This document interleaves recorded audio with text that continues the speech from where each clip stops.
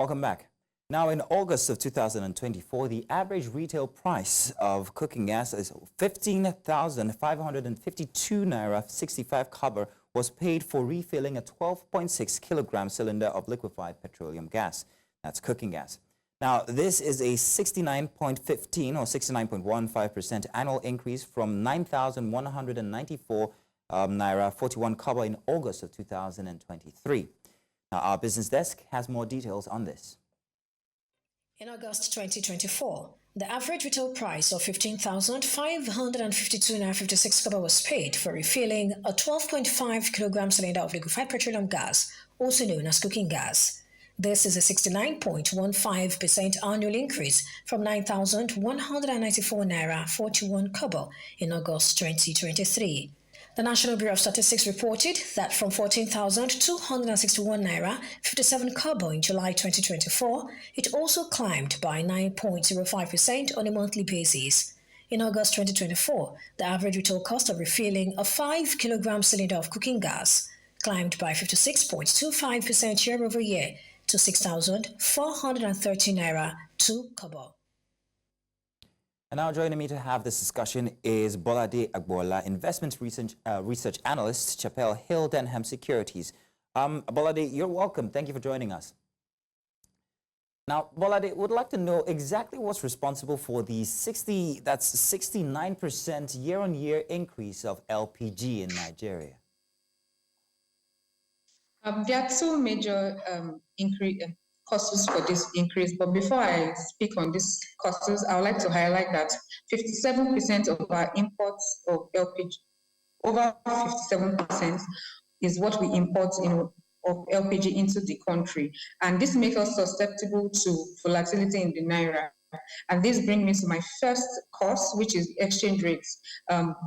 We've seen that the naira has depreciated by about 52% on the parallel market year on year and 51% on the official market year on year.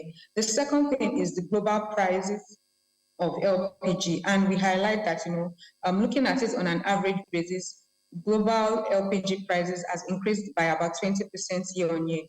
These two major factors are what is driving the increase that we are seeing in the LPG market. So with those factors stated, we also see that there's a big disparity, a regional disparity when it comes to the cost of LPG in Nigeria. For instance, Cross River State and River State have a lower, I think, if I'm not mistaken, price than states like Nassarawa and Bauchi. What's responsible for that? Based on my knowledge, I've attribute this disparity to lower demand in the northern region compared to the southern region. And this low demand is influenced by product substitutes. And in the northern region, we see that there's easy access to product substitutes such as firewood, such as coal. And with the significant increase in price of cooking gas, we would expect that consumers are more skewed to lower cost energy substitutes, which is firewood and charcoal. And in this kind of a situation, we will highlight that the bargaining power is more skewed to the buyer than the supplier, which makes price the price in the northern region a little bit cheaper compared to the southern region. And if we continue to experience this increase in cost of LPG, what's the effect on the Nigerian household, the economy of the Nigerian household? The effect would majorly be rising cost of living, which is something that we have been battling with for quite a while now. And even in the recent inflation report, as we've seen that there's been a moderation in inflation, it is majorly attributed to disinflation in the food inflation. So the pressure points on the other subsector index, is still there, such as the core and the energy index. So we just attribute, what we'll be seeing more is rising cost of living.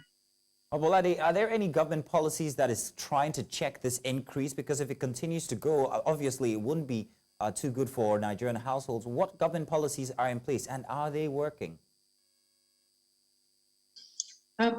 Some of the government's policies is first the removal of custom duty and VAT on imported LPG and price and other associated equipment with LPG importation.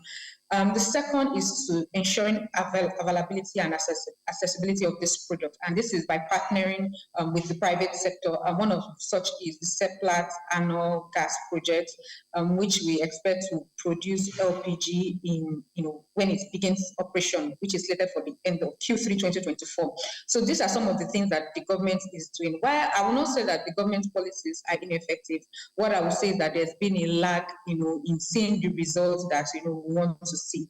Another important leg that would also note is the fact that the exchange rate, as I earlier mentioned, plays an a negative impact to some of the policies that has been put in place until there is a more stable exchange rate before we begin to see this the impact of these policies that they are implementing.